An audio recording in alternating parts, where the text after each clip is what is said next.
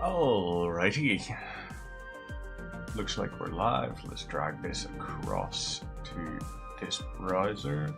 There we go. Looks like we're ready on Instagram as well. And we can go live.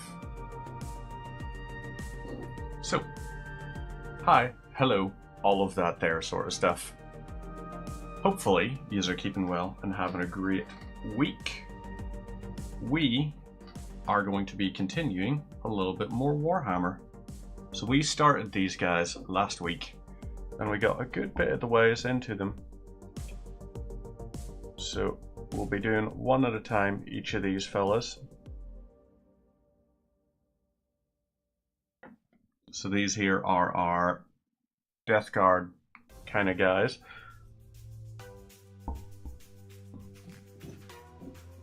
And right, we'll wait here for painting them. And we are going to be starting off tonight just by doing a few different little bits. So, yeah, we're looking at painting up this guy first off. So I am going to skip past the tentacles and we're going to do the little piece down there you can see. So let's get that done. This here bit, we're going to be painting this in Skull Crusher Brass because we're sticking with the gold aesthetic that we've got going currently. They are green and white primarily, with bits of gold as sort of the brush for them. So let's actually make sure with this here,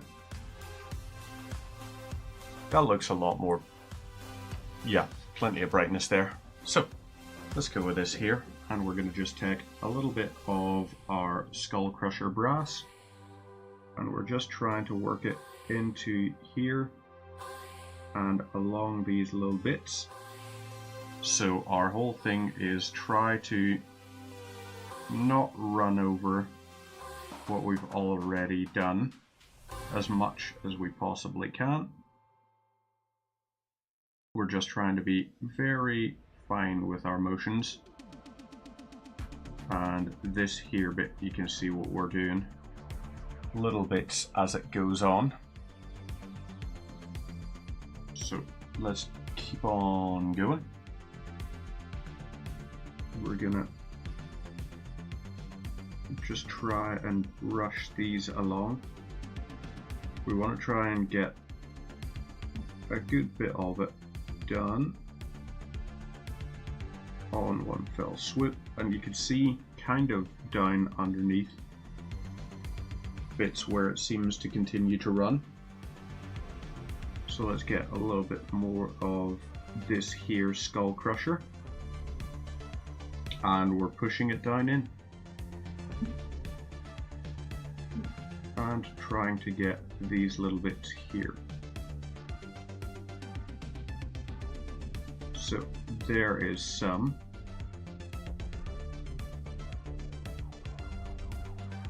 Lovely. And yep, that's a nice sort of gold color we've got for it, which I like. So we also want to try and get, you can kind of see underneath his pauldron. I don't know if it does get picked up. It does a little bit. So we're going to try and get our gold painted over this here white section of the pauldron and see what we got. Ooh, thank you very much, Lino Guerra. Thank you very much for that there, greatly appreciated. How are you going? Hopefully you're having yourself a wonderful little Wednesday and a happy little midweek. So we've got that there bit gold done there. We've got a little bit more gold to do in on this side, so let's try and get it into that finery and see what we can find. Whoop. So there we go. I'm happy at the minute with our pauldrons and everything. So I would say, let's flip them over and see from the back. We got a little bit of gold to push down in, and you'll see kind of where it is as I paint it. It's an unfortunate one that the light doesn't get into it particularly well. But if I sort of slightly dab it in, I think that possibly, yeah, you can kind of see where the gold is, although it's not incredibly in focus. So we've got this here going. So that's that. Right. We also want to do on his backpack, we're going to do these vents. And all of these vents are going to be done in gold. So we're getting the outline done in gold. However, I would like there to be some kind of way that it doesn't look just golden. So I'm possibly going to try a little bit of white and mix it with maybe a... what should we mix it with? If we do white and orange together, we could maybe create a very nice red hot sort of effect. So here we go. This is something at least. It's kind of breaking up the monochrome of the backpack. So you can see, let's try and zoom this in a bit more so you can see what I'm talking about here. So this here is what I'm on about. So we've got that there done. Now we've got some other bits we need to get done. So we're not going to do these just in straight gold. We're going to try them in a couple of other things. We're going to try and see what all we can find. So his weapon handle, I want the handle to be a brownish color. So for the handle, we're going to go with, is that readable? Yep. Baneblade brown. And we're going to be doing that on the handle of his weapon. So it'll be the pommel and the, what do you call it? We're going to take just a very small amount of this here, because we're not going to be using a great deal, and we're just popping it onto our wet palette for now. So the wet palette's just out of frame, but it is there. Let's get a little bit more, because we're also going to use it for the straps as well, for his weapons, as well as the sticks for any of the grenades. So give this here a brush off, and right. So this here, handle of his weapon. Let's adjust our focus just a little bit so that you'll be able to see more clearly what I'm trying to do.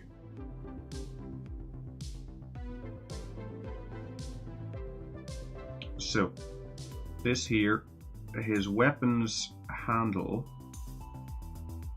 and the guard and everything, we're going to do those in a very light leathery sort of effect. We probably could be going with a darker style of brown. There we go. I wish I could actually get some way of hooking the focus to a dial on my loop deck or something. I've got one of those like stream deck type things. It's not an actual stream deck, it's called a loop deck, but it does the same sort of job. So let's go over to this here side.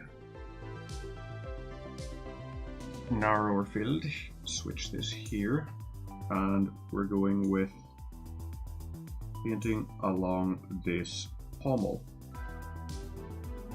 Now, the blade itself, we will make a lot more metallic. We're going to be using for it nothing as clean as like a, what do you call it? Nothing as clean as, whoop, the Storm Host Silver, I think you call it. We won't be going quite that nice and neat with it.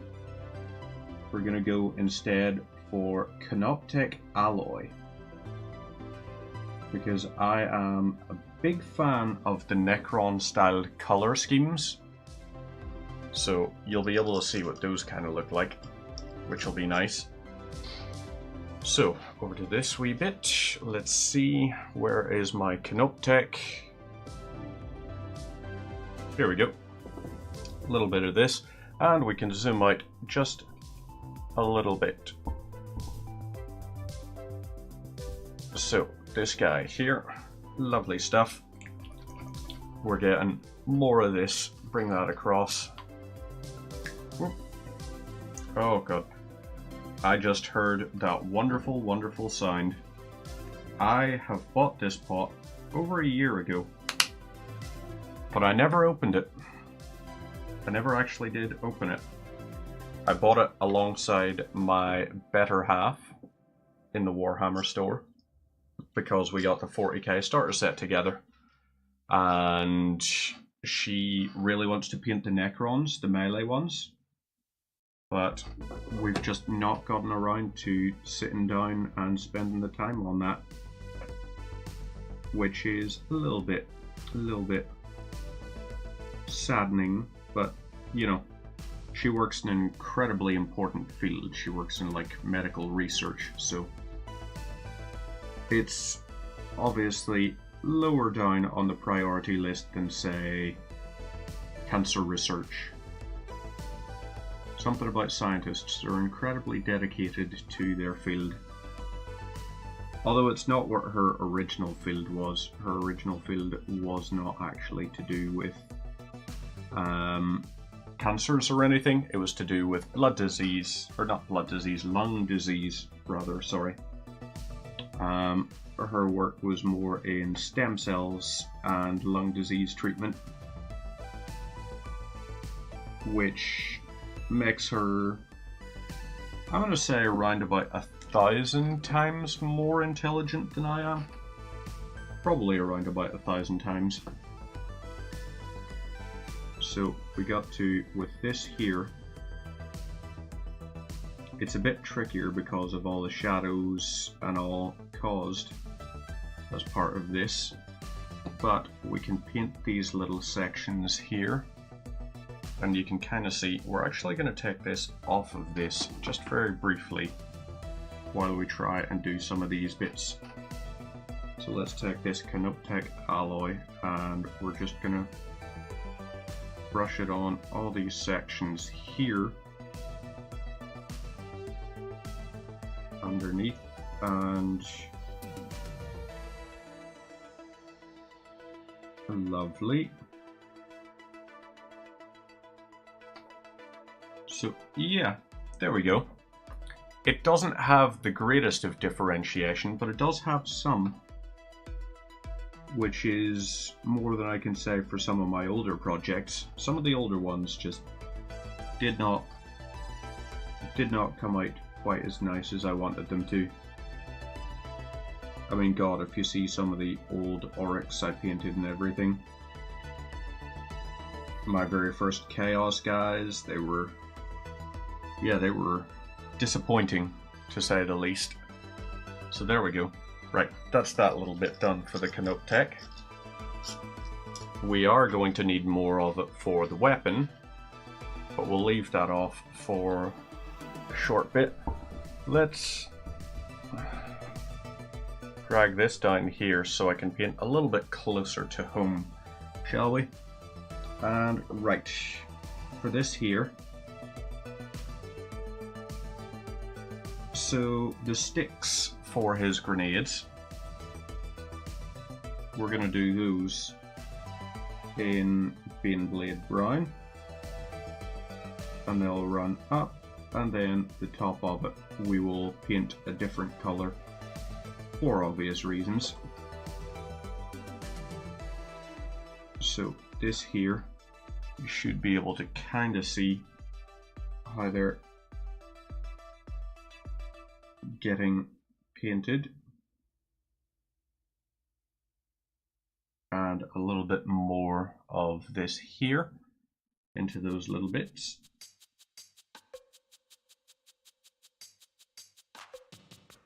So let's grab as much as we can onto these here wee sections. Flip it over and do the same on this here side.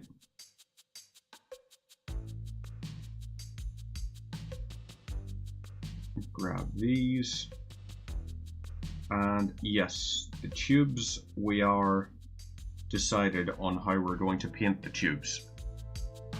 The tubes are going to be painted in moot green, as a matter of fact. So that'll be something nice looking, hopefully. Should we do those now or no? Not just yet. Actually, for Canoptech, this here we'll paint with the Canoptech alloy. This little bit here. And we can then just have that sort of taken care of. So his sword is for the most part covered.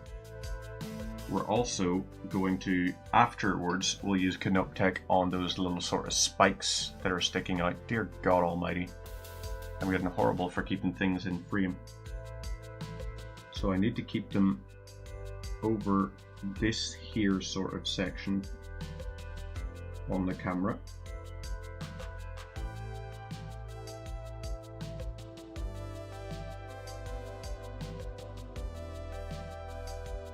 And do the same over here. Make sure plenty of Canoptech comes off. A little bit more.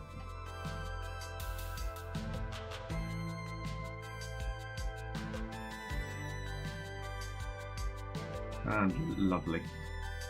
So one of these, this here one, is going to be done in maybe Warpstone Glow or something. But let's shift our focus while that's drying a little bit.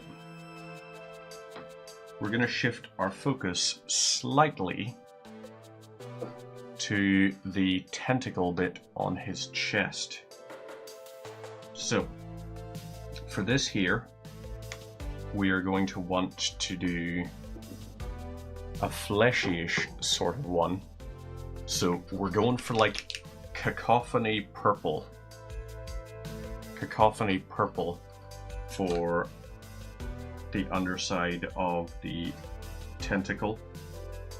Well, not the underside, not entirely the underside. It's not quite the right word. The way it's coming out, I'm envisioning it in a very particular way.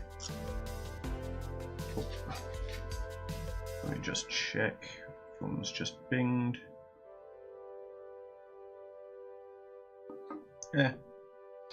Right. With this here, we're going to take a little bit of this T'Challa lilac, and we want to run it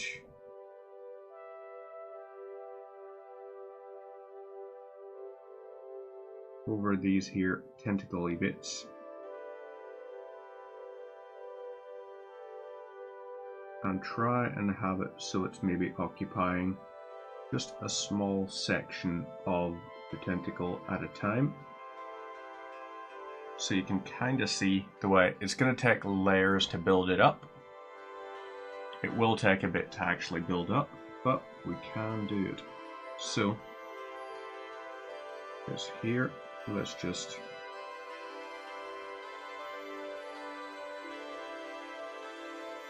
build this in here and push it over towards the edge.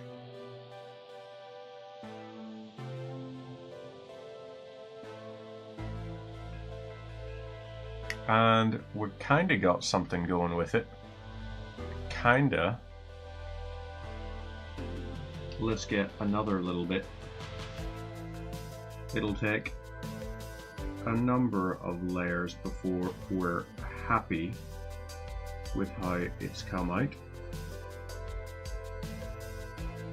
But I'm happy that we're making progress on it at least.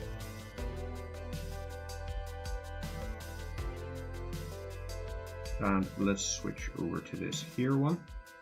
Start to cover it a little bit as well.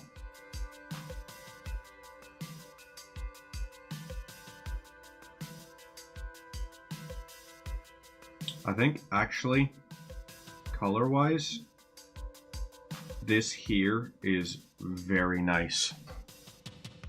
Like that looks very tentacle-y to me. And I'm going to try and extend it around and up. We're going to try and do the face one as well.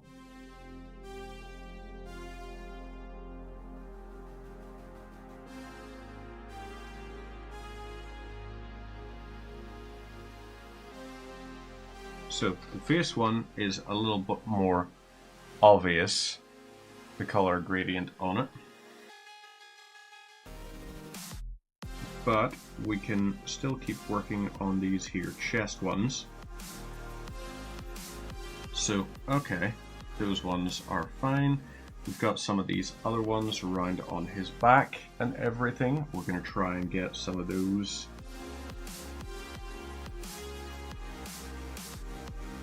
taken care of a bit.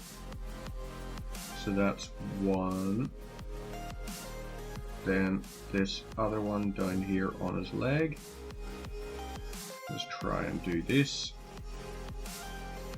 And you can kind of see, I'll zoom in so you can get a good sense of the coloration between them now. So that there, you've got like the top layer and then the dark side. And then closer towards the center, we're going to actually take another little bit. So we want to have a good sort of layer between the ones. So we've done Cacophony Purple. We're now going to do a little bit of T'Challa Lilac. I think it's T'Challa, it might be T'Challa. I'm not 100% sure. We have just a little bit that we're working on for it. So let's go ahead and get it done. So, up to here, grab just a teensy, tiny little touch.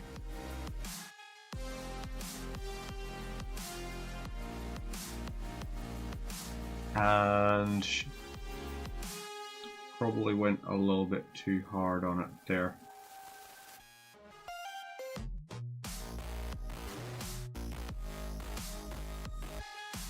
So that's probably a bit too hard at some of the bits.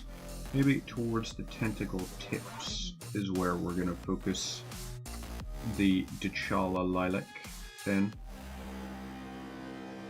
Have it be like that and use it to really highlight out certain points.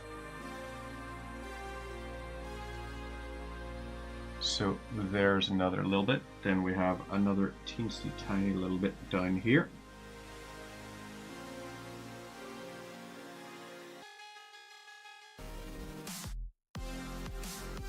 So, this here, I think we've done reasonably okay at that there. The way the sort of tentacles are working. They look reasonably natural-ish. We need to do something with a darker-ish kind of thing. So, we're going to take a little bit of Xerius Purple, and we're going to try and really highlight these bumps and like the ridges where as if it was overlapping plates. We're going to try something like that. So we are.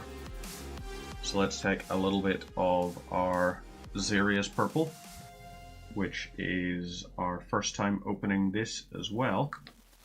We've got a good bit onto our palette there, which is good. Now we'll just take this and we should probably swap towards a finer brush. So our fine one, we're going to use one, like maybe, ooh, you're a bit separated. You've got some hooking going on. I don't want a hooked brush ruining something, so let's try. This here one's also kind of screwy, but it's a little bit neater, which I guess is all we really require, is quite a sort of fine point. So we're running along this here a little bit, and I want us to get round and down into some of these little bits. And they're not entirely the easiest to differentiate at the moment.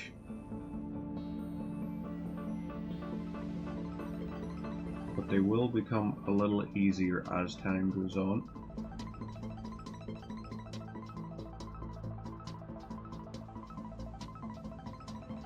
So there's some. Let's try and also grab a little bit for this here upper one.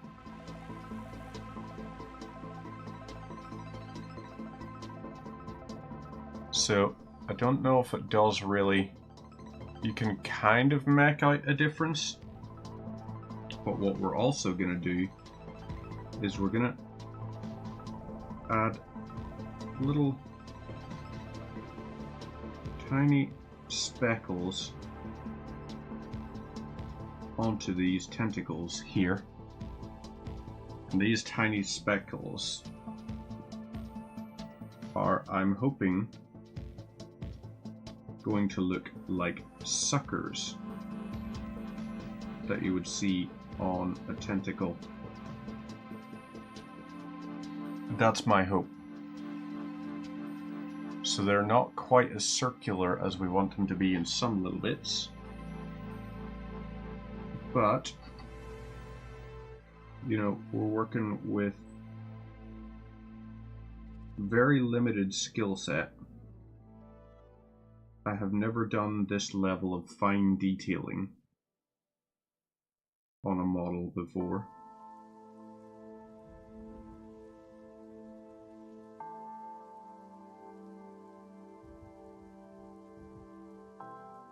So we're actually, if I zoom this or focus this a bit, you can see there, they almost do look a little bit like suckers and tentacles and everything. Hi, rookie. Nurgle says hi. Nurgle's a very happy fella, as you can tell. Very lovely, wonderful, friendly, super chill kind of dude. It's one of the things I love about Nurgle, is just how nice he is.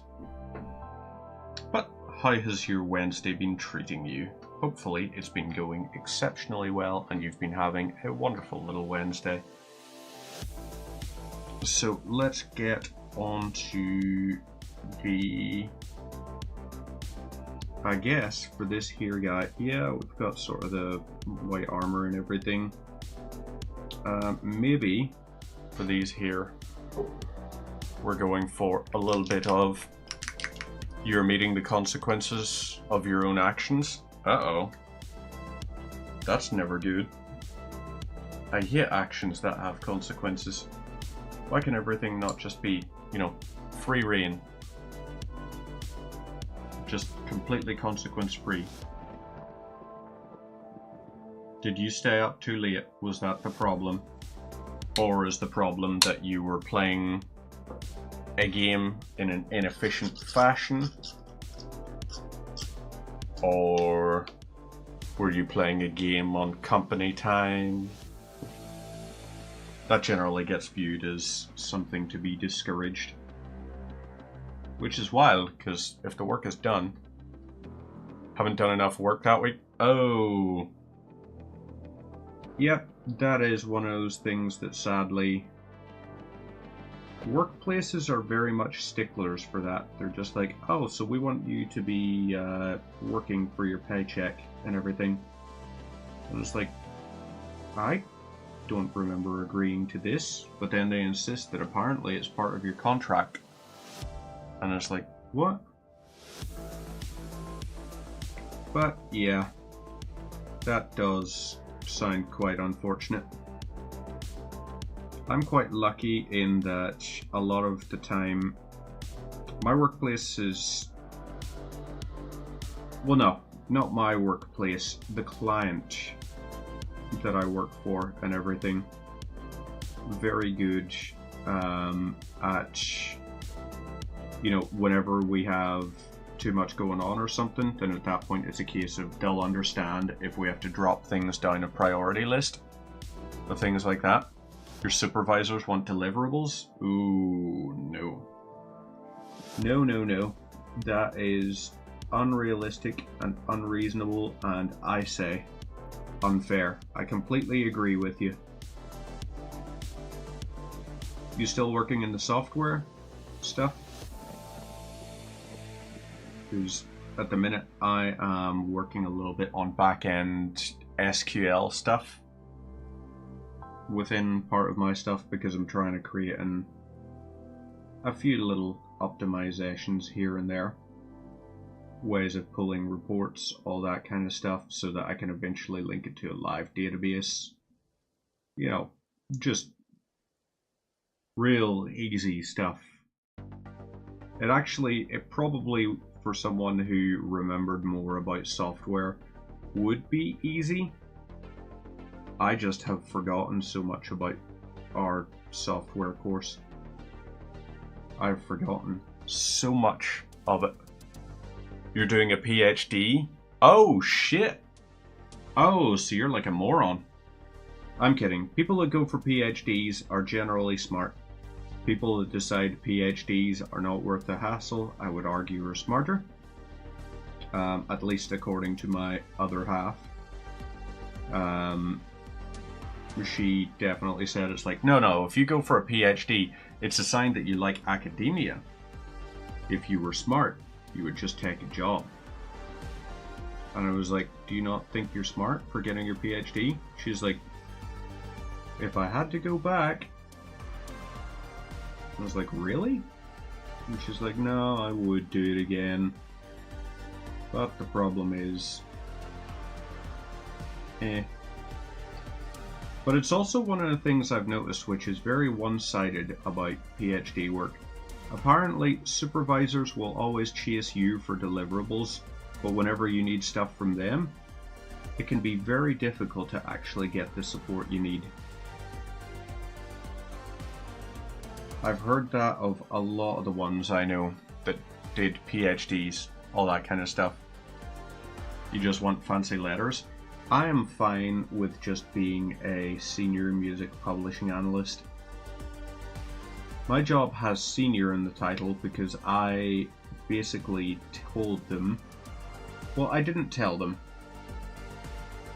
I think it was more a case of I had a very unfortunate time when I first stepped into the role I'm currently in. And that's not me saying it's like, oh, it's really, really unfortunate for me and everything. No, I will say straight up, the guy that I was meant to have my job for a year, training on the job, being trained by the wonderful predecessor I have. Great guy and everything, incredibly knowledgeable, always so willing to help out with absolutely everything. One of the friendliest people as well that there is, just so lovely and friendly and chill kind of dude. Unfortunately, a couple of months into him training me, he ended up going off on medical leave because unfortunately he was diagnosed with cancer. So it was a case of, like, take the fucking medical leave. So he was not really there to train me on everything. A lot of it I had to sort of self-learn and self-teach. He helped out an incredible amount, and there were plenty of times where it was like, you know, times where I had his phone number and everything, and he always kept saying to me, it's like, Reaper, you know, if you don't understand something and I'm not on Teams, give me a ring. And there were times I would give him a ring. It was actually less a case of I would ring him to ask, like, hey, how do you do this in work? We actually got to the point where, like, we were, I would say, not mates, but there was definitely, like, I liked the guy. He was a wonderful person. The kind of guy that would give you the shirt off of his back kind of fella. And I would end up, like, me and him would chat on the phone, but not about work. We would ring and we'd be talking about the rugby, you know? Or we'd be talking about, like, hey, how's things with you? I remember you saying, like, you were going to be seeing your son or something for lunch. How was it? How did it go? And, you know, I would ask about his life. He would ask about my life. But we generally tried to keep it, for the most part, away from work.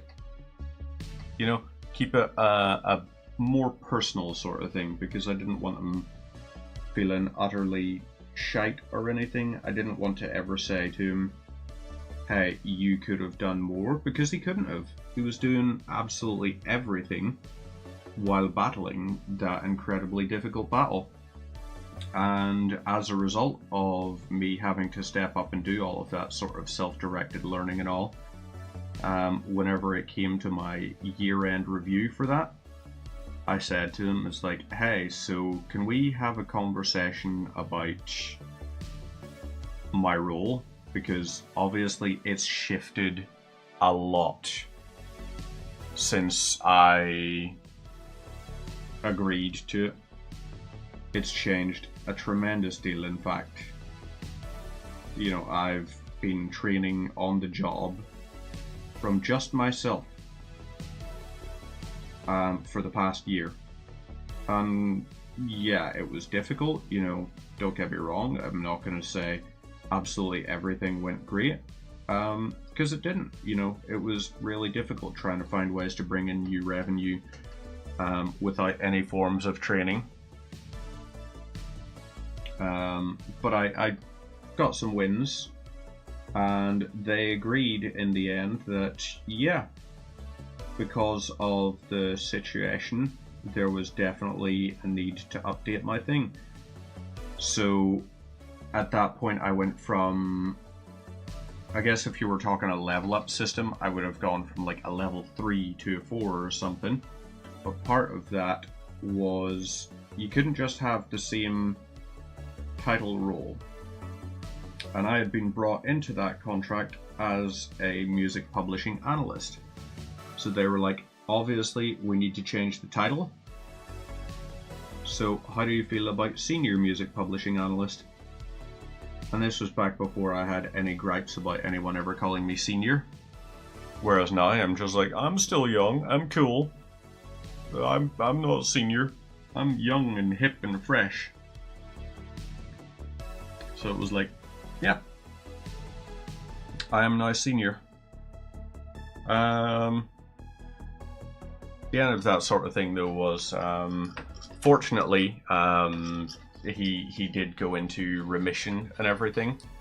So he did get another year out of things, but then tragically passed away. God, was it March or was it May this year? Can't remember. But he got to enjoy some of his retirement.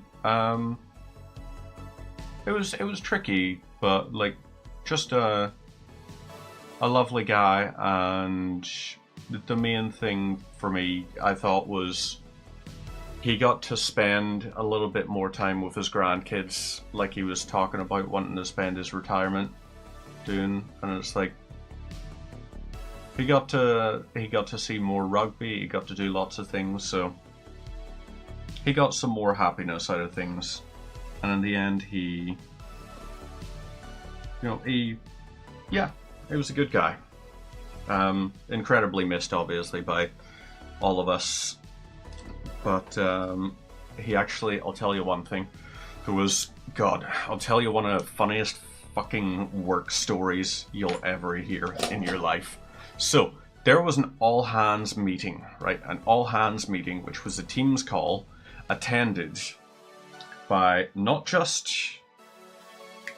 the client company that he worked for, not just their parent company. In total, there were like 1,000 people on this call. Like 1,000 people on this call.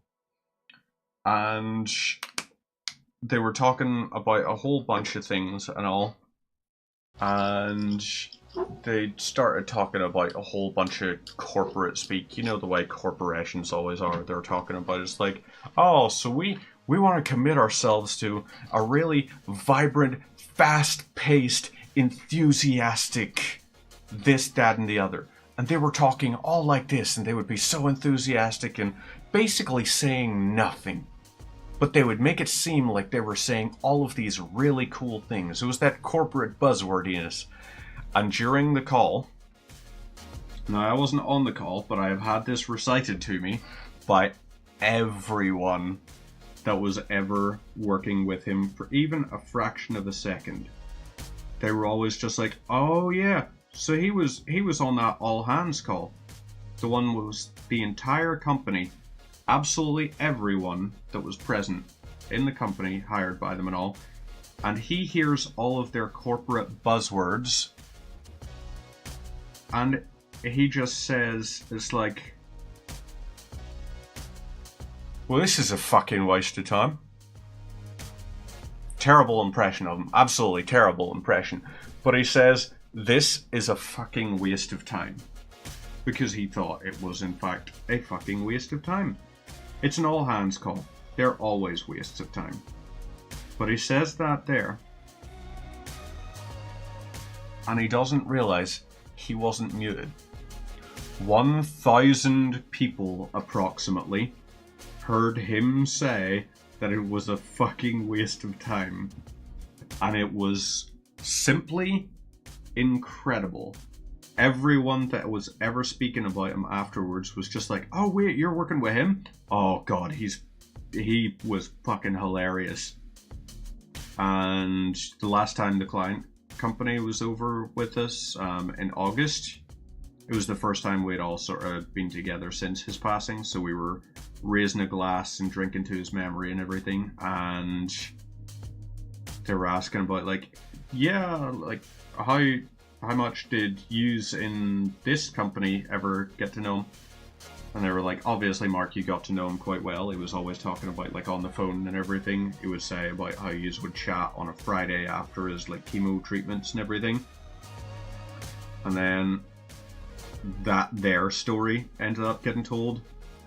And the boss man had never heard that story before, and he was in stitches laughing at it. He was in absolute hysterics laughing away at it. And he was just like, you know something? If that was going to happen to anybody, if there was going to be anybody that happened to, it was going to be him. And I was like, yep. It was, oh god. It was hilarious to hear, and I wish I had been on that call to actually experience it firsthand. But yeah, just a lovely fella, so he was. One of those ones. Sometimes I get a little bit emotional talking about it, just because, you know, became good mates with the guy towards the end and everything. Brought in as is basically someone to train up to be his replacement, but ended up we barely ever talked about work. We talked about other stuff. So yeah, don't be afraid to actually feel emotions as well sometimes. That's one of the things. I mean, I just remember like the day we got the email about it. So it came through via an email, that their announcement, and it was just like, well, that sucks. And I just remember like, so he's like my line manager, I guess. He saw me and was just like, you think you remember me from primary school? Did you go to a primary school in Northern Ireland? If you went to a primary school in Northern Ireland, quite possibly, that might be correct. Oh, thank you very much for the follow, Ty. You did, quite possibly. I would have had very short hair then, as opposed to now where the hair has grown out a bit. Definitely a big nerd from primary school. The easiest way to tell if it was me, in primary school, I was on the credit union quiz team. So I did like the quiz at credit union things that there was years and years ago. So that possibly, if you remember it being like a nerdy kid like that, that was me. If you're thinking from, you were on that as well. I'm gonna have to, I can't actually expand the thing. I don't know how to view on my PC browser, how to view like things. The Credit Union Quiz Team, new name for a WoW guild. That is a good name for a WoW guild, actually, Rookie. That is a very good name for a WoW guild. You're very welcome to steal that. That will be my birthmas gift to you. Not Christmas or anything. But yeah, would we have been the same year, by any chance? If we were in primary school together, because I'd like to think I'm pretty good at remembering people. There's a surprising number of ones I do remember from my childhood and everything. Let's see, there was one who was on, do you remember, like, CBBC or something, I think it was? CBBC did a show called Hardspell, and I wasn't on Hardspell, but I was friends with one of the guys that did go on to Hardspell. And this was back when, you know, I don't know what the hell actually their whole idea with that was. Let's make a spelling bee program for TV. But yeah, if we did go to primary school together, then at that point, hey, how are you? How is life keeping? All of that there sort of stuff.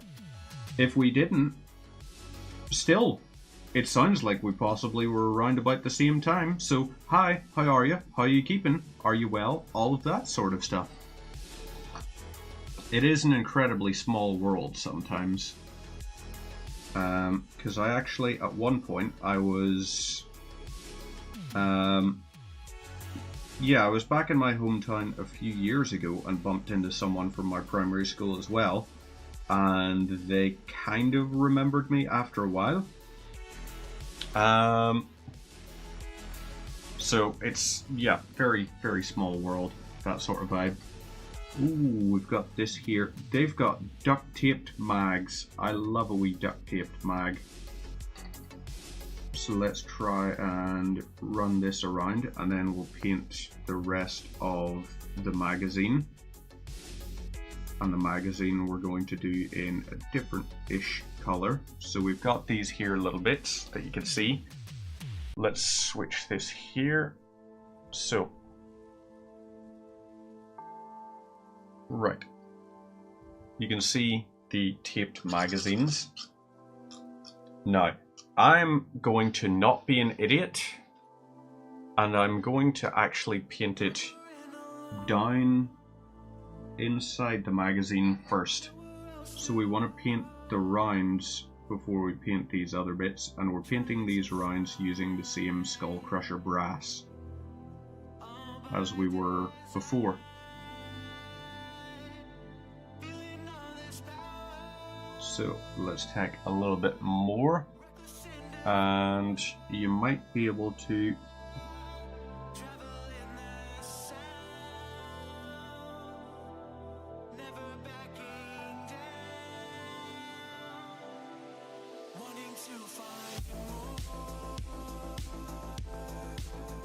So actually, on this weapon, I love that there. You can actually see like rounds sticking out of the magazine.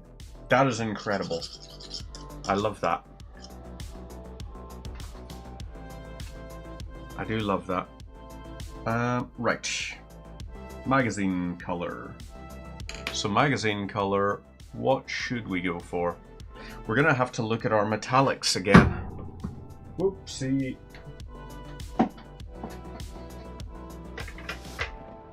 let's go just for Runefang Steel. Runefang Steel is going to be the color we're going to do our magazine on. Whoop. I am just hitting absolutely everything today. So, get a little bit of this here lifted out. Ooh, you're still very wet, so let's give it a good shake. I should probably plug in the vortex mixer. Might be an idea.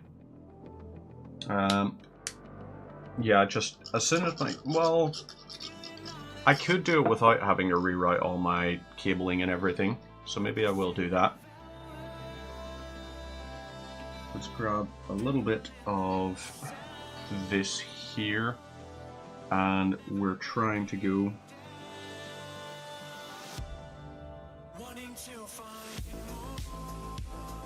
so let's get our magazines done.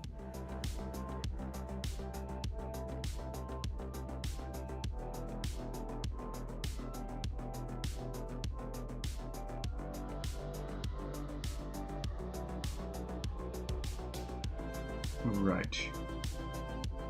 So I think we've got most of the magazine-y part. We're just also going to want to try and correct this little bit down here at the bottom.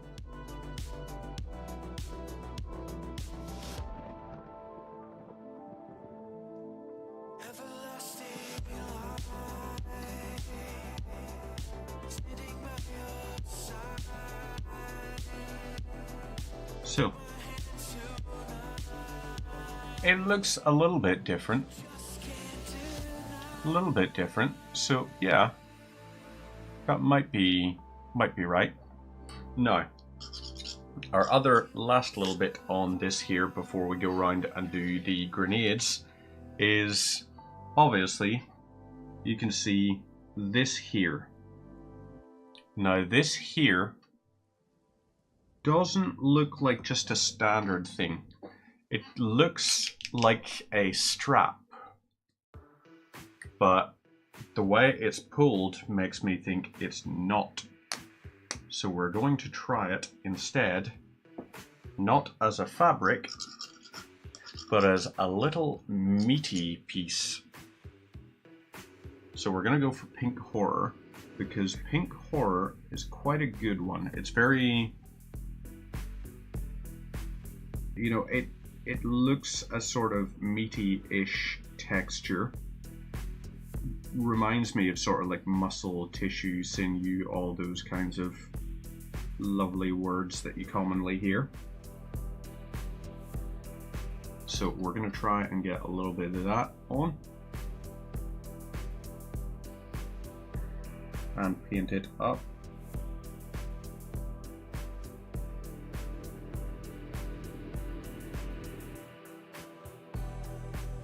So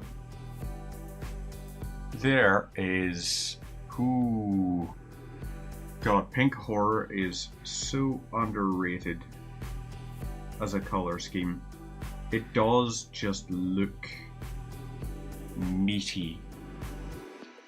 That right there, that's a gorgeous color. It's disgusting, but it's gorgeous.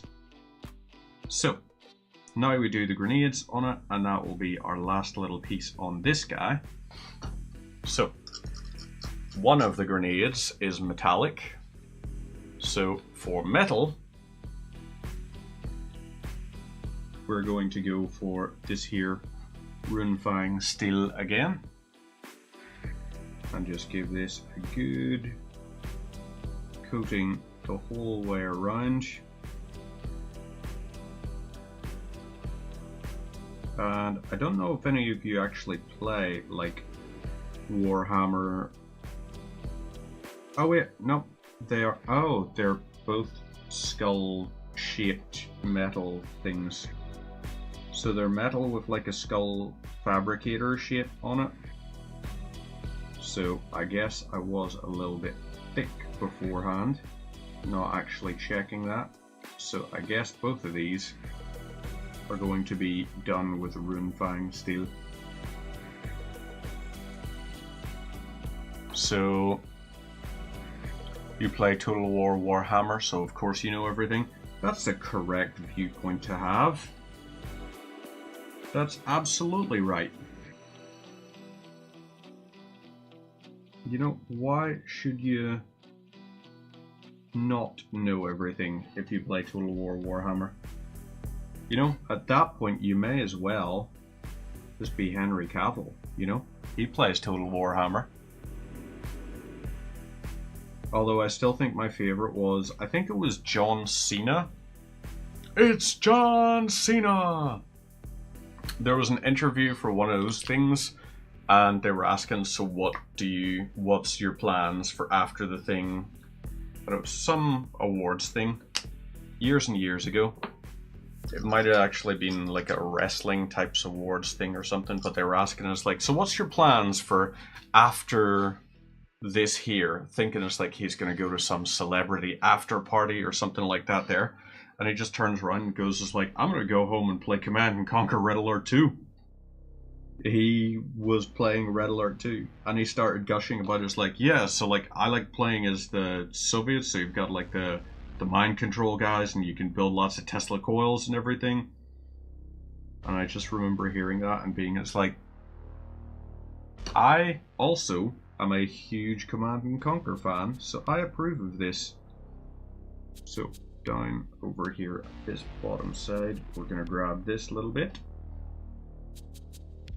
and run it up like this.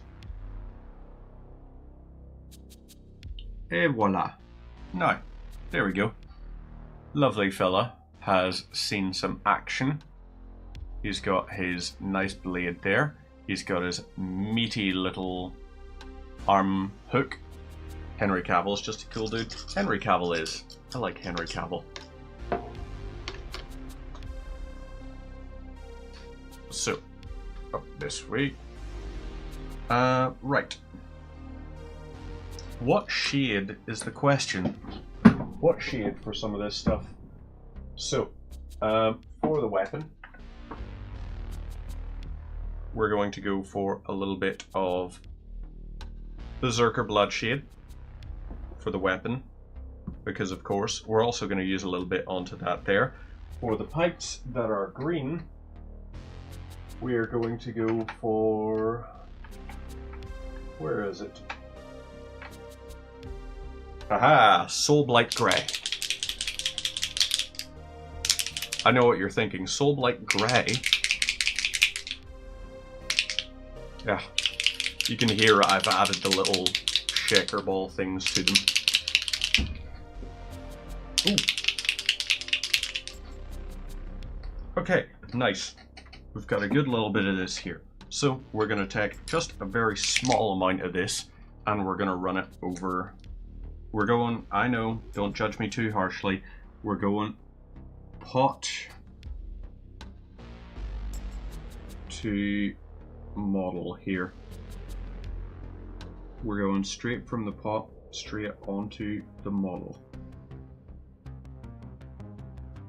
And the reason I've gone for the grey is my hope is it's going to make the green highlighty bits pop more by darkening in between the lines.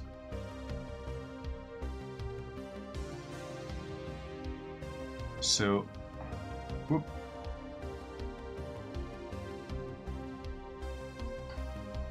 It looks kind of like it's working.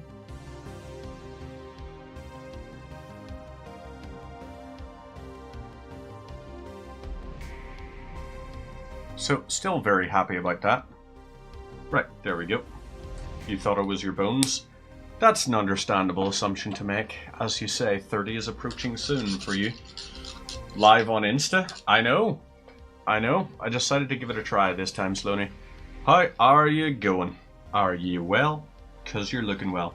Right, let's get some Berserker Bloodshade and do the little sections here.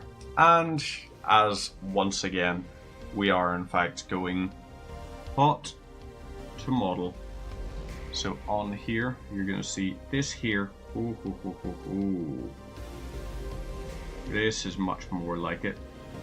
And we're trying to get this brushed over. We want this to be a light coating over so that all of this metal looks reddish. You know, as if it's not really been washed. Because Nurgle doesn't strike me as the kind of guy that washes his weapons. And that right there, yeah. It looks almost like just melted bauxite. Hey, there's the B-Dog as well. How are you going, B-Dog? Mr. Skid? Are you well? Because you are also looking well. So, these here little guys here, lovely. When the plague marines come around, and you just hang out because you're actually a chill guy. And then, ooh, yeah, there's a question. What should we do for the tentacles? Can I just point out, I'm happy with these tentacles. I really didn't expect to actually be as happy with the tentacles as I actually am. It feels good how they've come out. It's got that nice little sort of gradient going to it. Well, not gradient. You can see, I guess, is more appropriate. You can see, if I hold it up here, little suckers and everything that I've poked and pointed and prodded onto it. I like these. These are some ones that are possibly amongst my favorites I've done. So, those little sections are done. Now we have a little bit to do for some other sections of his armor. Particularly, we are going to have to figure out what color we want this little fly thing to be. And I'm thinking for it, the wings are going to be T'Challa Lilac. Nope, sorry, this is not T'Challa Lilac. This is Cacophony Purple. I'm viewing this as an insect, by the way. Just to give you an example. So let's go with that there.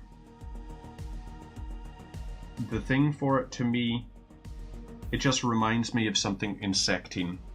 So we want green and purple for it. Very chill kind of colors, you know? So, let's grab just the teensiest wee touch of our warpstone green as well. And here we've got this little piece. So let's make sure it's done in green. And then we have this little diamond here, which we also want to do in green. So, there is that. And, you know what? It worked for us before. These wings, we're going to try speckling again.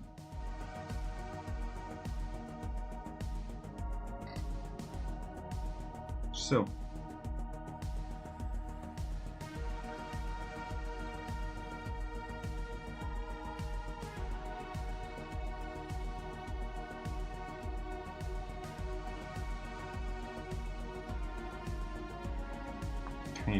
you can kind of see it coming out a little bit.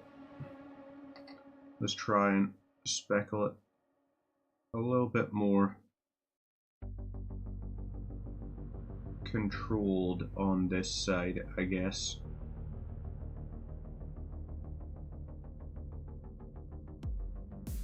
And does that? It doesn't quite show up as much as I would like it to. Actually, in this light, it kind of does. So there we go. There's our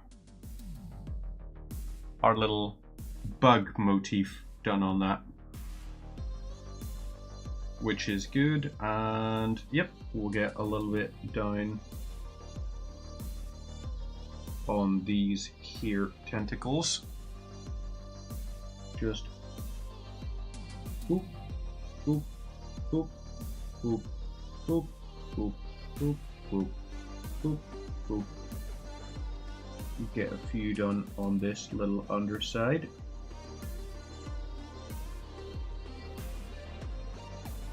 And yeah, there we go. Nice. So, that is good to me. Behold, this is our chill little guy. He's got his teeth, he's got the massive tentacles and everything. You know what? This here, we're doing pink horror. That looks like a mass of intestines being pushed out. So let's do that. Let's do a mass of intestines here.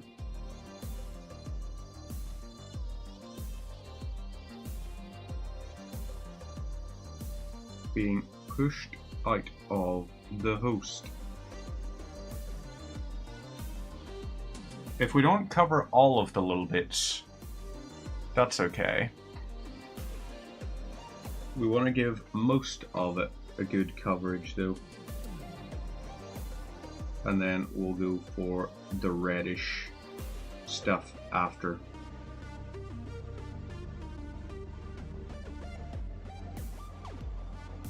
And we can wait, this can dry slightly. So we'll give this a second to dry before we do Berserker Bloodshade over. And after we've got Berserker Bloodshade, we're going to actually go for a few little pieces. You're gonna judge me for this here. You're gonna judge me for this. But a few little pieces of Flash Gets Yellow. Now why Flash Gets Yellow? Pustules. Big, glowing, yellow pustules. Disgusting. I know. But there is a thing, a very old thing, concept that was talked about for ages, but I think they created a name for it back in like the 1960s. Just to give it a name. And it's referred to as Hathos. And it is an almost enjoyment for painting work which is visceral and disgusting. And you're probably wondering, it's like, why would anyone have that? Well, very simple. They would have that because there is something psychologically inbuilt to millions of people out there, millions of them, that tells them it's like, hey, horror movies, for example, you enjoy horror movies give in to Hathos, and the name derives from basically a portmanteau of hate and pathos. So it's an almost pathological desire to create work which we abhor seeing. Something that is so viscerally disgusting that we actually feel something from it. Because love and hate, opposite sides of the same coin, all of that sort of thing. So this guy, we're going to leave him just for a little bit. We're going to leave him just for a little bit until his red is very much more dried. So we're going to set him over to this side, and we're going to instead go over back to this guy, and we're grabbing a little bit more moot green, because this guy here, we're just doing really the pipelines on him, and we're going to be doing these in green, very vibrant green, or moot green, because I mean, Nurgle absolutely would be a fan of like bright green, glowy stuff. So why would we not? Let's make sure we get into the side pieces on his helmet.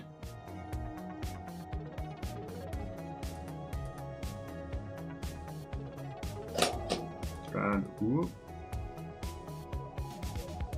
It's possibly frozen just a little bit. So there's another guy. You know what I've realized as I'm painting this guy? He reminds me of the Desolators from Red Alert that I was mentioning earlier. The Desolators were really, really useful in Red Alert 2 whenever you had a tech tier limit. Because at that point you knew it's like, oh, they're only allowed infantry? Perfect. Desolators, and let's just nuke this entire area.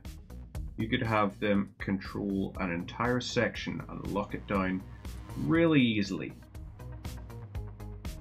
So we're just trying to get down into these here little bits.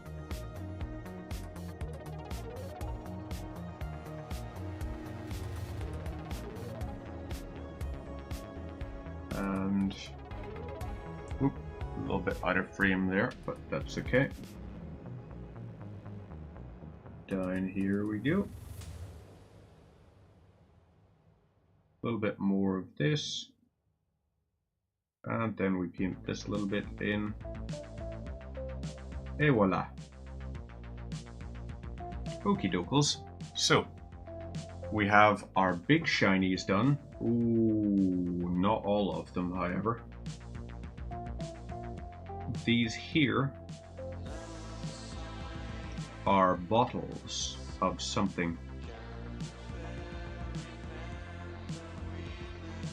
That's how I'm viewing these, at least.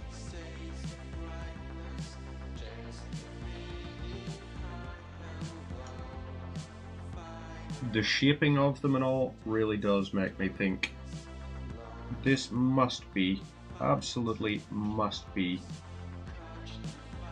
a liquid container. So those there are going to be very important for us to get very vibrant and green. So down here, let's see. We need gold, obviously. So let's make sure we get these little outcrop sections of our things painted in gold.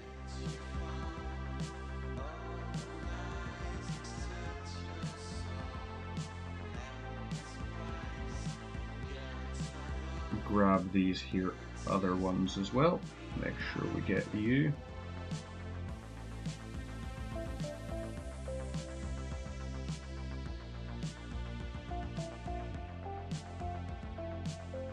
And that there.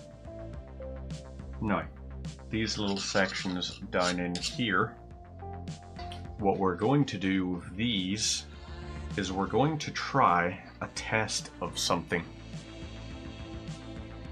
These here sections, we're gonna try, where are you?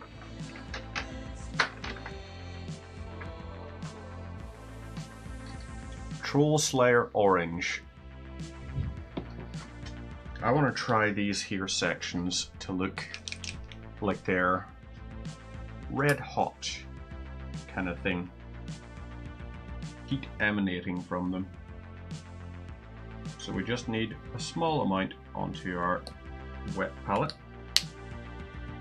Lovely. Always close the pack with a click and a clack. Now, grab these here.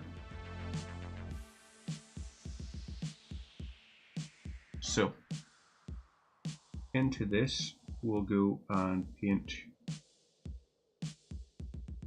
these orange lines.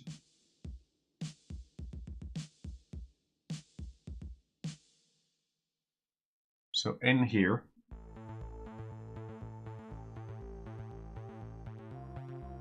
the thing about red hot is red hot doesn't actually look that red, does it? It primarily looks orange a lot of the time. Because when something's red hot, although we think it's red hot, it's probably still warming up. So it's probably going to be moving towards being white hot. So it will start to get lighter and lighter. And as it goes through the different stages, it will at some point as well probably have yellow in there.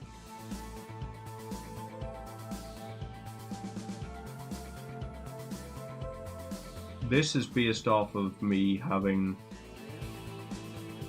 occasionally had warm things, by the way. You know, nothing particularly, you know, I'm not going to try and lie to you and say it's like, I know all of this because I studied color or anything like that, or I have reference images. I don't have reference images. What I have is memories of things being like red hot from school or something, you know? Whenever you had chemistry class or something. And I know memories aren't really meant to be that reliable, but I have a weird memory. I can remember things very visually. But a lot of the time I won't be able to recall the information until there is a prompt, some form of thing to bring me back to. Now, it's not to say I need to be reminded to remember anything. No, I can still remember lots of stuff. I just, for being able to recall very ancillary stuff, it will require something to actually remind me. Like when someone says, oh, did this get done? Then at that point it's like, remind me what the process for doing that is, and I'll tell you whether it got done. And then they might say, it's like, oh, there's this, and then it's like, oh yeah, those there? Yeah, we actually sat and did those. I actually remember specifically which room and seats we were sat in for doing those. And then it's like, well, thanks for saying that before. And then it's like, oh, I'm terribly sorry that my memory was, at one point or another, fallible or inconvenient to you, that I did not remember something. Terribly sorry about that. Not that I have anyone I'm particularly bitter against for that kind of thing, where someone's been like, well, that would have been a handy thing to remind someone. Or just to, you know, say, so that at that point we could be like, yeah, so this did definitely get done.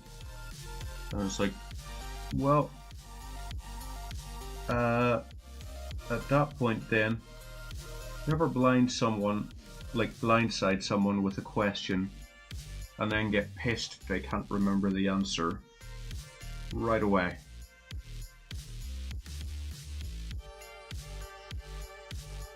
Because that's just, above all else, it doesn't build relationships very well, if that is your kind of style. So there we go, we've got these. You can see a difference between the ones, which is good. So right, these here.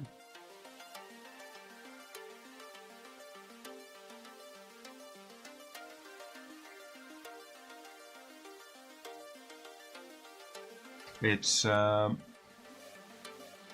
slowly coming along.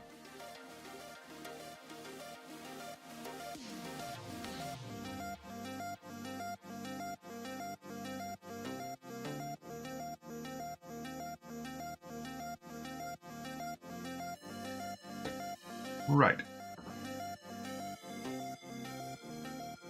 So, there he is with his stuff. Lovely. Let's do the other little things along here. So, yes, Brian, we can take some of this here. Mix it back together would be nice. And, let's make sure we stay sort of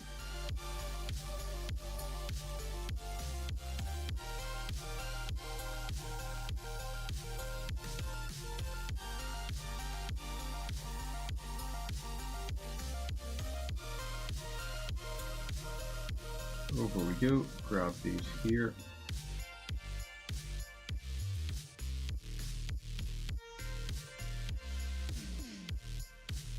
So then we'll grab this other little bit. It's probably going to be a shorter little paint stream for us this evening. Just for the fact that we already have so much of it kind of covered. From the fact that this is going to be, both of these models will be about 2 hours. About 2.5 hours each. Okay, so these little sections here. Along this looks like a bandolier to me. So let's make sure it's painted nicely.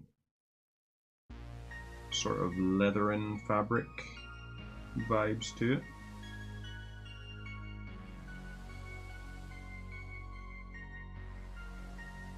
And oh, one of the other good things, well, a little bit disappointing because I'm not going to see the shows that I was wanting to go and see next week, but I did get it confirmed to me that the show I was going to be leaving the office party early to go to next week has been postponed until 2025. So at that point, the office party, I'm going to be about even longer, and I won't have to just sink my drinks. I can properly enjoy them. I'm also going to properly enjoy some of those fine-ass cigars that were brought in for me by the wonderful member of the Tuesday team that was in Portugal not that long ago. It'll actually be my first one in a batch that I have smoked.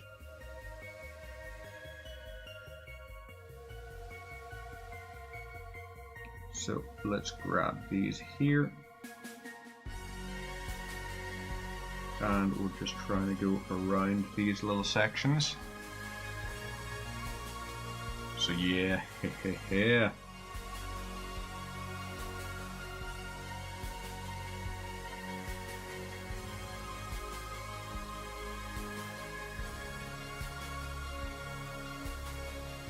lovely.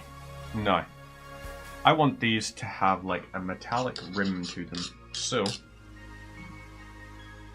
it would make sense for this here. These guys are plagued by greed, I'm gonna say. These are little greedy, grumpy gits. So we top these here with gold. A little bit more. I mean, I know it's Skull Crusher brass, but this doesn't look like brass. Not any brass I've ever seen, at least. So, there's those little things done. And then the ones on his back, we'll make sure to paint these little sections.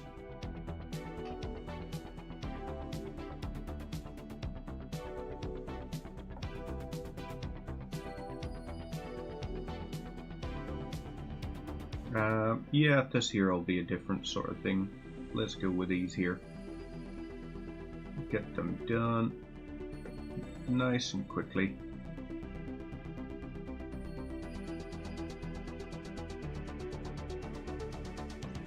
And there we go.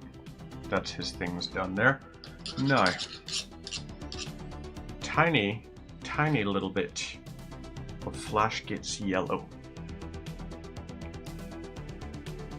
And when I say a tiny bit, I mean a tiny little bit. I want there to be just the teeniest little hint of a gradient along here. So it'll be as we're up towards the top.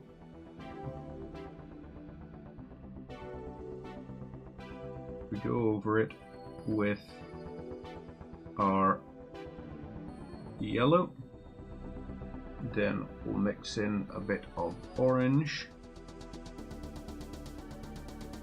down to our little bottom sections, and grab some more of our yellow, which we go back up to our top 4. And that came out awful. Oh well. Sometimes you hit, sometimes you miss. Not ideal. But it is life. Let's grab our bigger brush because we're going to need it for our weapon here.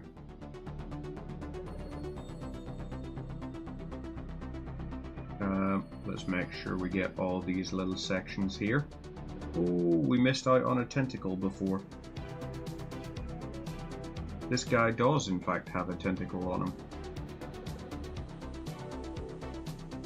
But that's okay. Also, is that... no, I don't think that is a fleshy tone color. I thought for a second there was like a texture that looked very sort of fleshy in design. So I was sitting thinking, I was like, oh, is that more flesh to paint? It is not, currently. Hey, man of culture. How are you, O'Malley? Are you well? Have you had yourself a wonderful little Wednesday? I'm hoping your answer is going to be, yes, you have. You've had a lovely little time enjoying your Wednesday, and you are relaxed, and you haven't shat on any cardboard boxes in your bathtub. Nothing like that there. Still can't believe when you were telling me that earlier. I was just like, what? I mean, yes, you didn't shit directly in your bathtub, but there was poop and bathtub. I was just like, I don't know. I'm old-fashioned. Personally, I don't believe that even if something is just in the bathtub and you're not crapping directly into the bathtub, where possible, don't crap into the bathtub. But as I say, I am old-fashioned. You know, I'm retro that kind of way. But I'm glad that you're having yourself a nice little Wednesday. And you haven't had to do anything particularly wild like that for a bit. We are just doing a very short-ish one tonight while we finish up some of the wee details on this guy. He's not going to look as nice as our other fellas. I don't think any of these ones will. But I will say, I like how his Fruit Loops shoulder plate worked. Like, I really like the fact that I didn't realize at the time, but it does remind me very much of Fruit Loops. His little shoulder plate. And then the other guy, I'm happy with how our tentacles came out. That are like poking out. So we've got this guy. Little tentacles with sort of speckles and all. Maybe I'll dab a couple of little bits of like Flash Gets Yellow onto him as like pustules or something. And then we'll do another little bit of maybe Berserker Bloodshade or something. But for the meantime, that there will be... we're back to this here guy, who is going to be our friend. We'll do another little bit onto his weapon and just do the handguard, and we're good. Now, for his weapon, we need to grab ourselves stuff for the magazine. Magazine's a very important part, but let's have a look. Yes! In the magazine, you can see the rounds. So let's make sure we get these painted. And get down in to cover all sort of angles and everything. We're going to try and see. We're probably not going to do very well at getting into the mag, but I'm pretty sure everyone will understand if it's not 100% perfect. So, a little bit of wash this, then we gotta grab some Runefang Steel, and the Runefang Steel we're going to use You Demand Perfection. These are the Dark Imperium ones, yeah. It was actually, so I used to live with Rookie in chat here. I used to live with Rookie. Our rooms were right next door to each other's, which was really handy because plenty of times if I was going down to Poundland or something, I would say, like, lean in and be like, yo, dude, I'm heading down to Poundland. Do you want me to grab anything while I'm down there? He would offer the same. If he was coming past things, and it was just like, yeah, that's pretty nice just having that there sort of thing. Little do I realize you still do.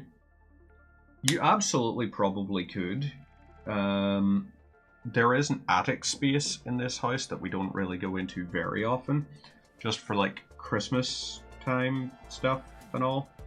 But I'll show you once I have this here covered on this boyo. We've painted the mag and all of that there. I'll show you the other ones I have painted out of the box, as well as the ones I still have to paint. So yeah, this here guy. Okay, we're gonna have purple to deal with on this here for sure. We are going to have to do some purplifying. So let's get to work on painting some of these tentacles, in fact. We're going for a little bit more. Oh wait, we've already got some on the wet palette. Lovely. Let's grab some Xerius purple. And down here, we've got lovely. So we'll try and get this painted onto him.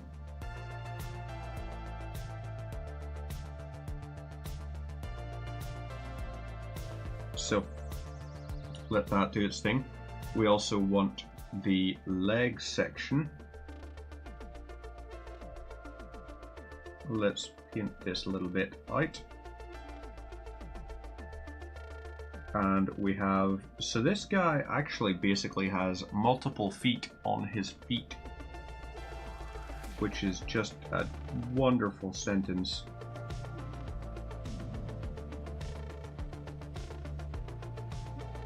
So some of this we're going to have to paint with a slight bony color.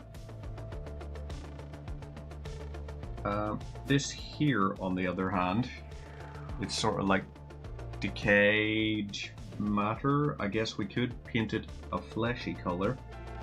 But let's try it the same color as the tentacle, so that we can see how it would look if he was entirely transforming. Like where his flesh itself was becoming the tentacles. We'll see how that looks. Oh shit! Yeah, that is a good point.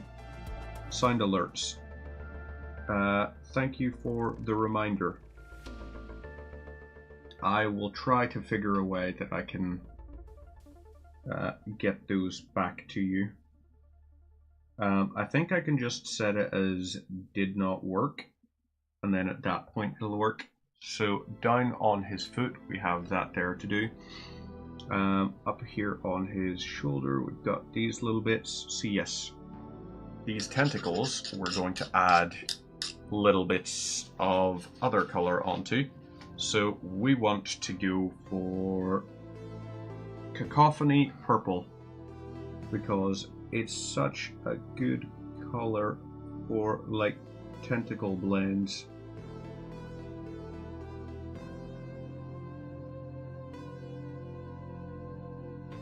Like, it's so nice as a color.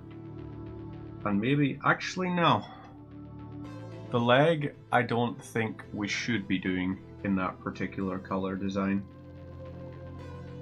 I think the leg we're gonna have to go back to red. We're gonna do it as a meaty texture and then have the bone. How you do all your growth tentacles and nurglings. You a purple fan as well. I'll try and I'll show you. So our other ones that we have painted, I'll show you how they sort of came about. This is my fella, so this Nurgling that he's standing on, we got a lot to do for it, absolutely. It looks a little bit sort of meh. We've gone for like the gory viscera and everything on this guy, but we do have the nice little green drippy bit there, which I like, so we went for that. Our flames, I'm very happy with how they came out. Same with the spiky bits. Flames and the spiky bits, I was very happy with how they worked. Same with the shoulder plates. Back end here, you can see it's more the sort of dark side of it. So then at that point you have a little bit lighter on this side and then slightly more dark as it comes around this way. Then you've got those there. So a lot of gold on these. We're basically painting these, as I pointed out to you, or said to you earlier, we're basically painting these as Space Republicans. Space Irish Republicans, that is. This guy, Lord of Contagion, so his wrist one is gold, but the other one that we've painted on our other fella, we have gone for just the standard one. So this here, here we've got the green and the purple for the bug, because I like those colors as a sort of buggy type of one. And then the other one that we have, this is my other fella. I'm really happy with how this Nurgling turned out. You know, he's got those real sort of ugly pustules on him and everything. He's got the nice thing there. This guy here, a lot more. Our plasma pistol needs work. I need to get better at doing plasma, but I was happy with how the horns and such came out on it, like those branches and everything. You've just finished this one fun mini. It is fun. I just like that there, the little bits, the pustules on the Nurgling, just to me look adorable. And then this guy, he's got a lot of red, so yeah, maybe we're gonna stick with the red aesthetic for this guy. Not this guy, for the other guy as we go down in, but this guy, his is going to look a little bit more pink horror and a lot less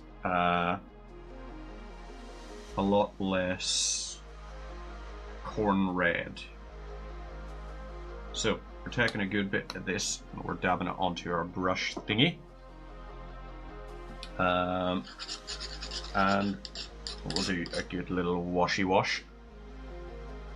Now, for these here sections down here, let's load up our brush nicely, and we're working on just really redifying these here lower sections. The bit we're going to paint down here, we might do maybe, well, we're not going to do a base color over it. We want to keep that light, so we do. So this here, make sure we get plenty of this here, and get a lot of things over it. I kind of like the red over the purple. I kind of like how that's coming out. But yeah,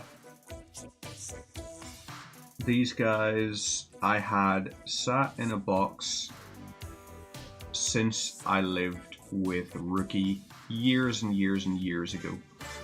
And I assembled them. The reason I didn't paint them sub-assembly or anything is back then I didn't even know what a sub-assembly was. And I assembled them at one point because I couldn't sleep for reasons, and it was like 4 AM. So I assembled the entire box starting at 4 AM. It kept me up until like 8 AM, and then I went into uni that day.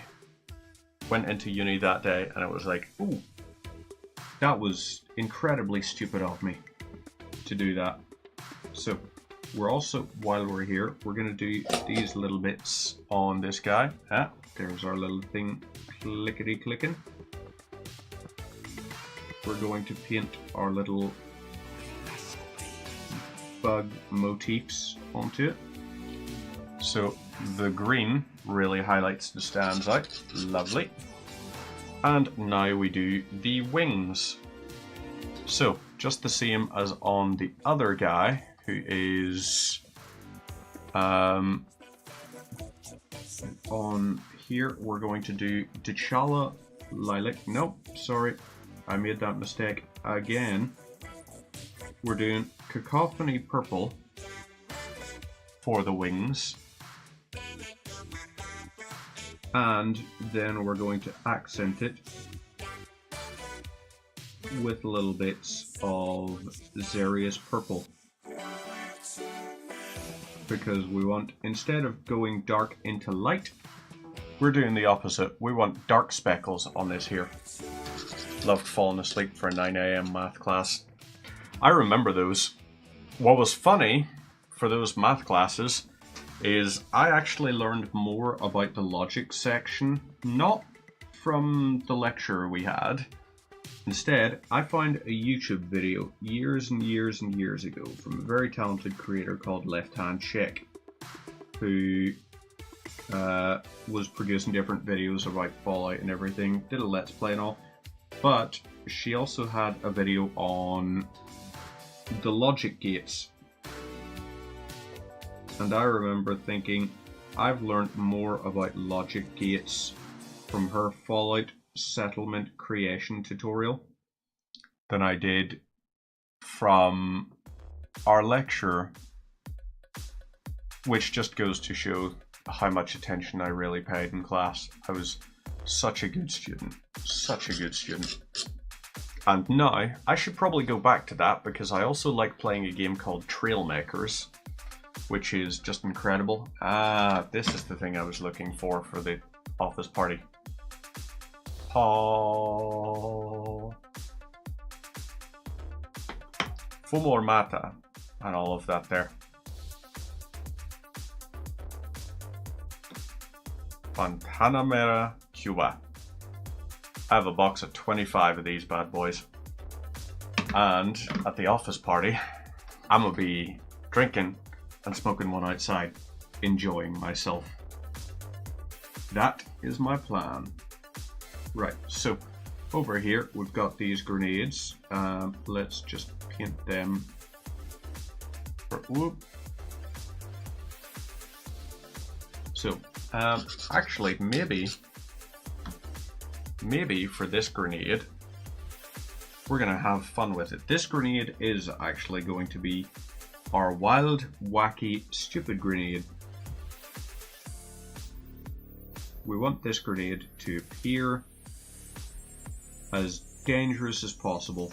And what's more dangerous than glowing green shit?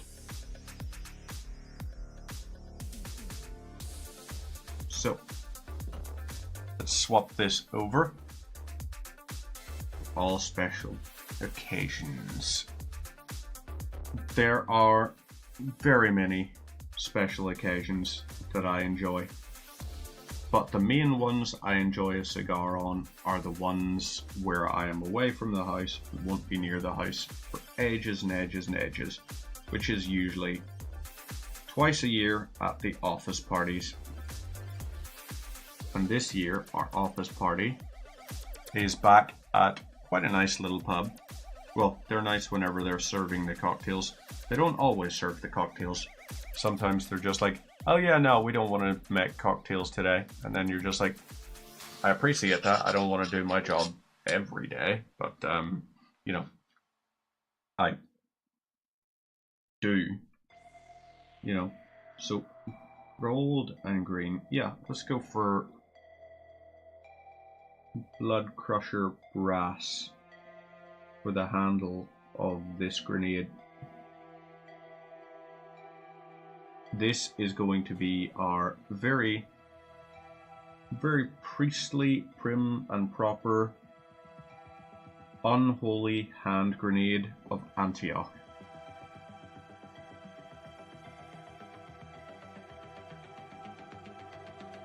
Damn. So, I'm going to have some corrections to do on it.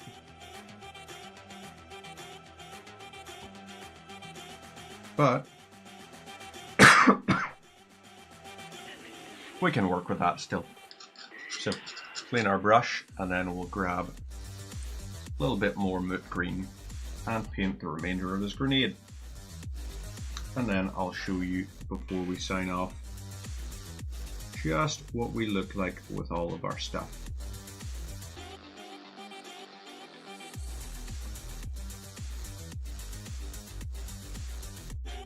So, this guy, very vibrant. His bug, very cool looking in my opinion. And yeah, I'm okay for this being sort of as far as we take this. Once we have the entire army painted and I have learned more about little bits and pieces, then I will feel comfortable adding more here or there. But for the meantime, we add these little sections on here. Try and do a little bit of, let's take a little bit of this here, which is the Decala or Dechala lilac, and we'll try and just highlight an area along. See, does that? It doesn't quite edge highlight it.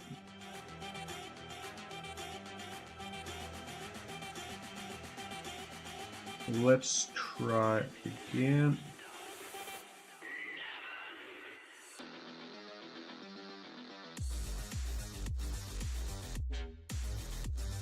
So, I think that looks okay-ish. And then, there we go. He's looking pretty good. Oh, well, thank you.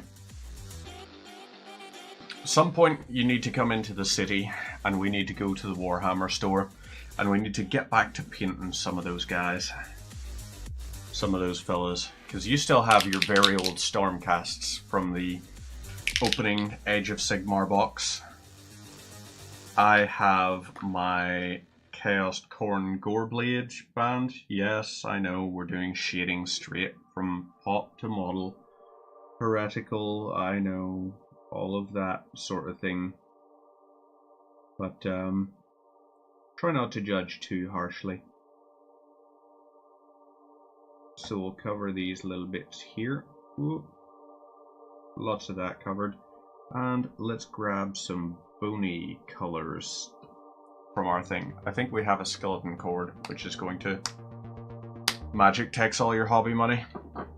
Just all of your money. Oh, I'm not saying we have to buy anything. Like, dude, I can bring plenty of my paints and all. You are able to just book in to, like, go and paint in the store. They're very good that way. They also do, like, play events sometimes, which are lovely. And the staff in there, just all really dead on. Turns out one of them actually is to babysit for one of my co-workers. And I remember at one point she said, it's like, oh yeah, tell them I say hi. And I did. And he just went, it's like, oh, I remember that one. She's still crazy. And I just remembered, like, I passed that along and was just like, he just asked, you still crazy? And she was just like, that's fair. That's fair that he would remember that about me. And I was like, well, you are a little bit, you know, you're a very unique kind of individual. And she was like, that's the nicest way anyone could possibly phrase that. But she is cray cray in a good way. So there's that sort of bony color. Once that there is done, we're going to go over it with Agrax Earthshade, just for it, so it gets into little deep recesses. There we go, Agrax, and then that will be us sorted for this guy. And then the tentacles we will go over with, oh yeah, the tentacles on the other fella, we didn't dye those. or we didn't shade them or anything. Wondering what should be the way. So let's take a little bit of this here and pop it onto our shade palette, or our wet palette. Gives us a little bit of that there.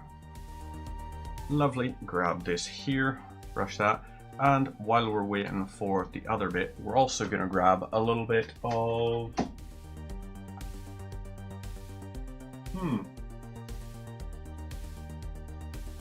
we have contrast purples, but we don't actually seem to have. Should we try Drakenhof Nightshade? Let's try Drakenhof Nightshade. My hope is this will help in some way with the tentacles, but this is also a risky biscuit. It's quite dark looking. I quite like the look of the Drakenhof Nightshade. So a little bit of this here, and we'll just brush it over. Oh yes, that's lovely. It's got a slight bluish tinge to it, which looks very nice, I think. So let's go with a little bit of that. Take another small portion and paint it onto here. So yeah, Drakenhof Nightshade with the purple of, whoops, that was too much on that one. Oh well. We'll work with it. Do what we can. And then paint the one up on your face here as well.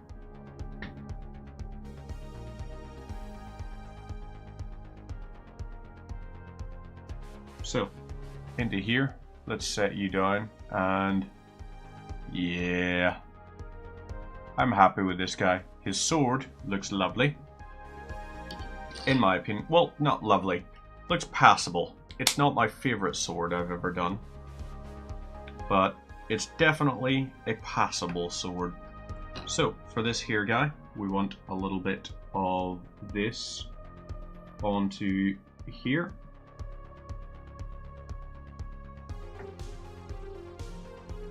And that's perfect.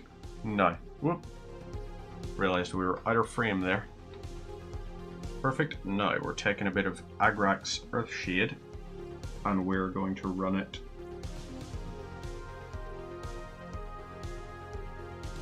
on this little bony section.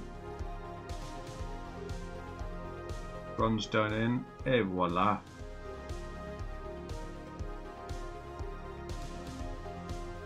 So perfect there. And now we're just going to grab a little bit of Soulblight Grey for the piping.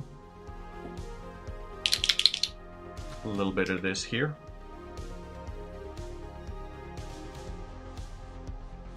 Yep, I know. Pot to model is reckless. But I never claimed to be smart or anything like that. As a matter of fact, I'm quite sure I have often said the opposite. So, the Soulblight Grey. Grey, I think, works well with these greens.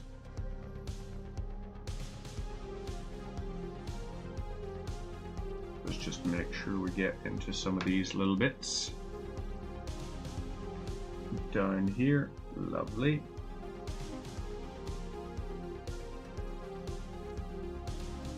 And now we make sure we get these here as well. Little sections on his backpack.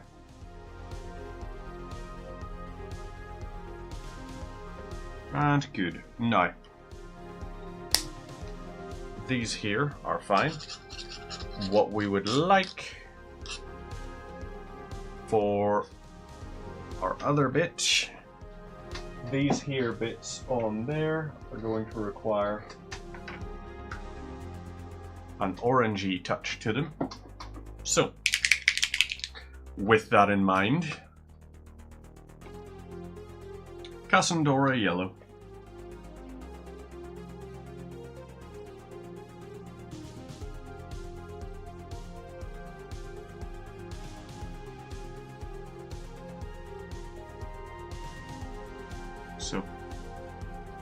more of this.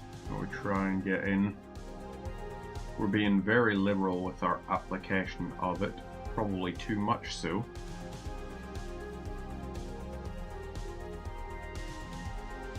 But I think, ta-da!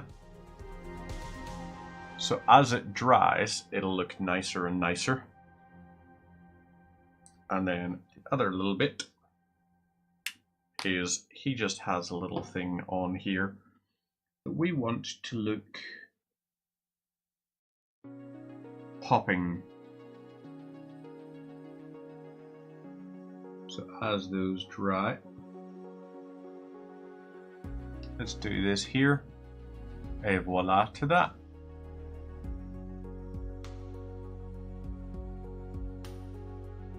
So let's get him turned over, and this right here is our Death Guard. He has his little vials there. He has a very nice little bug on his thing. He has his weapon complete with gold rounds. He has a very ugly little foot. He has his gleeks on, his glasses there. He's got his little happy grenade. He's got his backpack complete with glowy orange bits and everything. And he's also got those little tentacles. And of course, he wants everyone to know just how much of a fan he is of Fruit Loops. Then, our other little fellow we finished tonight is this chill little guy.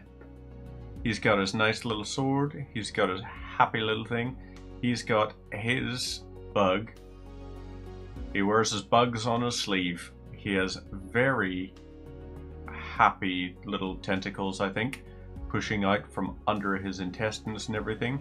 He's also got the big, ooh, look at that big maw of his, that big toothy maw. He's got like the Nurgle face pauldron, complete with glowy yellow eye. We should probably make that yellow or something. Or complete with glowy green eye. He's got that there. Then on his back, he's got the skull of the thing. He's got his little grenades. He's got more tentacles popping out. And all of those. So that's him. And then our other ones that we've got. This guy, I don't even know what his name is really.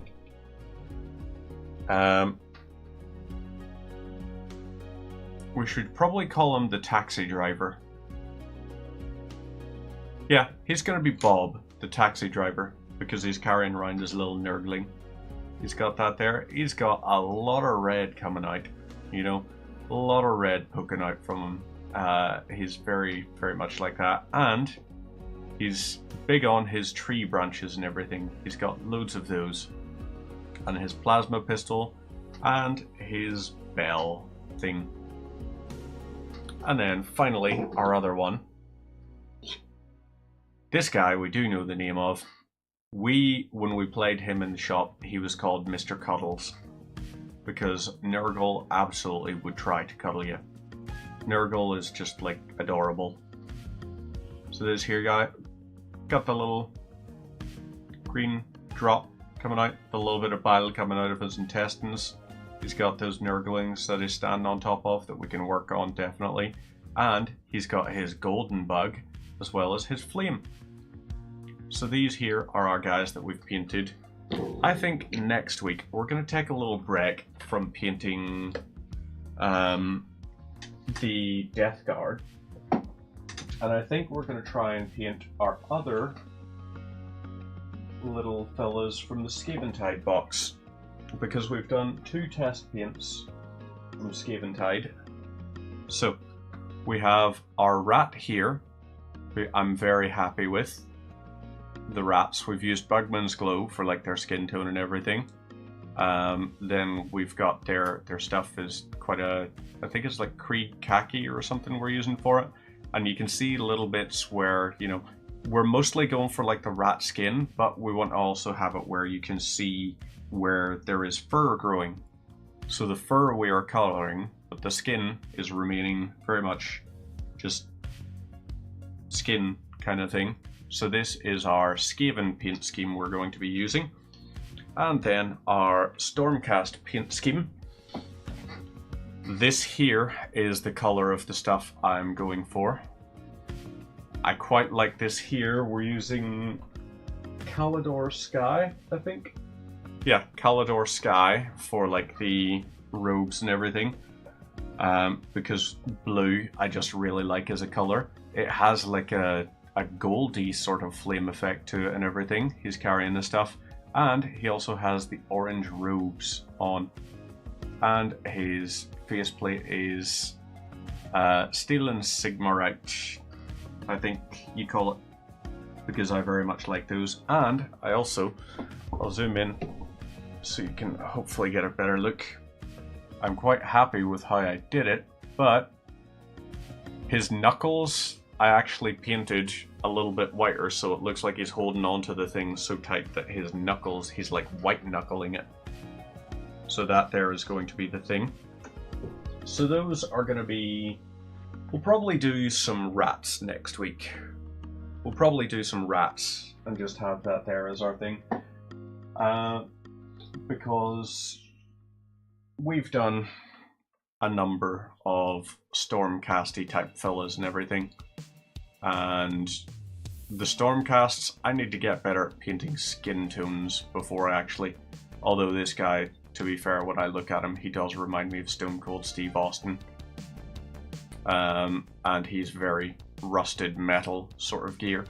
So, that is going to be us for the evening. Yeah, we're going to wrap it up there. And let's see, I'm going to have a look and see who's live on Twitch that we can go over and drop a raid on. Who is online? Please tell me someone's playing Satisfactory or something, because Satisfactory is also a wonderful, wonderful game. Let's see. Ooh, following. Overview. Who's on? Show all that I follow that are live. Let's see. Alex is playing guitar, or we've got Rocket League from Fit Up. Fit Up, potentially. Hey, Varg! How are you going? Are you well? 'Cause you're looking well. Who do we drop in on? You know something? It's been a while since we went over and said howdy doodles to Raiden.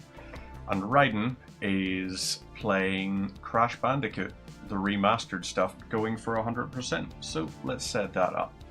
Raid Raiden... or raid X Raiden TV. So / raid X Raiden TV. Good fella. He is playing what do you call it? French fella. Absolutely lovely. Very nice to just chill and relax to and everything. For some reason my Streamlabs chat is not actually connecting to the thing. Oh crap. It also wasn't on the multi-stream chat. I was probably missing out on absolutely everything from YouTube chat that entire time.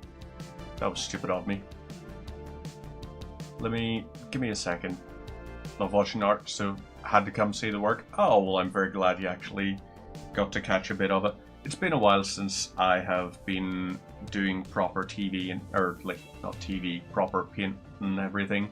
And this is also my first Instagram and TikTok vertical streams, so there will be more going on in that sort of sphere for these kinds of paints. But next week we'll go back to those. And then on Friday we're going to be back with more Satisfactory for those of you that happen to like numbers and ratios. Because I love these. Holidays have been crazy. I know, it's wild, wild time. I don't even get the week off between Christmas and all. I'm just flat out with it. Yeah, Satisfactory is just a fun game if you like numbers and maths, which I do because I'm a tremendous nerd. But yes, I shall catch y'all on Friday, or failing that, I will be live on Saturday with more Elden Ring, or failing that, I will see you next week, or whenever. In the meantime, take care of yourselves. Have a great week. Bye bye.